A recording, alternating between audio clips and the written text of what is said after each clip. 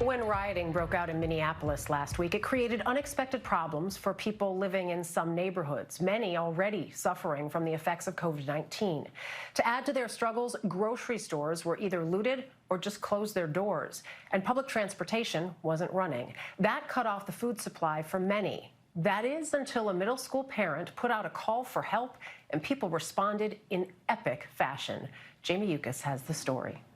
It's almost as if a tornado came through and just knocked down the businesses that had food for people. Days after riots and fires ripped through Minneapolis as part of the response to the police-involved killing of George Floyd, residents were left with an absence of essential businesses. I've never seen anything like this before in the area. I think to those families affected by the closures, there was 2, 3, 4 grocery stores closed within less than a mile of area in this community, as well as drugstores and everything. So there just literally became a food desert in 24 hours. Rob Williams is the founder and executive director of the Sheridan Story, a nonprofit focusing on feeding kids throughout Minnesota during food gaps, like on weekends or over holidays.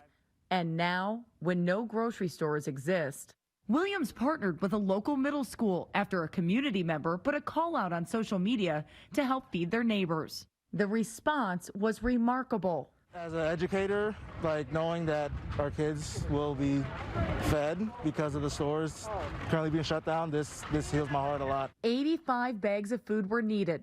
More than 29,000 bags of food were donated. Throughout the day, we estimate we collected 18 semi-truck loads worth of food, which is a staggering amount of food.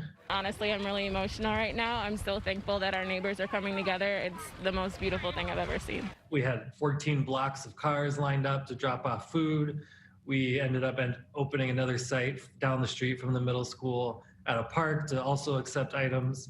And then after we had the items, we were able to turn it around and start distributing the bags back out to the community, back out to the families and kids that needed it the most. We're trying to get in anything that we can get right now. Like Quentin Lewis, he lost his local grocery store to a fire.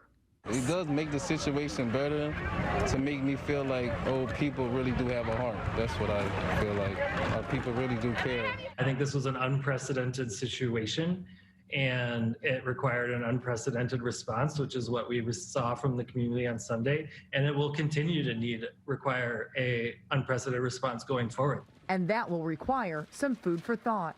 For CBS This Morning Saturday, Jamie Yukas, Minneapolis. Neighbor helping neighbor. Michelle, I don't know how to say it any differently than that. I tell you, a lot of people out there with heart. Sometimes they just need to know what to do with it. Just knowledge.